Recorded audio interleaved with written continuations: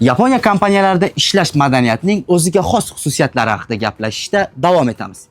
Yaponiya ishxonalarida senpai kohai tizimi mavjud. Bu tizim ishxonada yuqori lavozimli xodimlar o'zidan keyin kelgan yangi hamkasblariga ishda yo'l yo'riq ko'rsatishni anglatadi.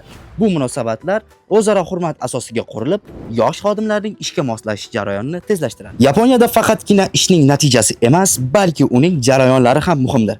Aniqlik, detallarga e'tibor va vazifaning har bir bosqichini nazorat qilish yaponlar uchun ishdagi qadrlanadigan xususiyatdir. Aynan bu dunyoqarash yuqori sifatli natija uchun asosiy sabablardan biri bo'lib kelmoqda. Horenso bu atama Yaponiya korporativ madaniyatida chuqur ildiz otgan kommunikatsiya strategiyasidir. Atama Hokoku hisobot, Renraku aloqa, sodan maslahatlashish so'zlaridan olingan. GDU 2026-27 qabul yili boshlandi. Yaponiya ta'limi sening imkoniyating.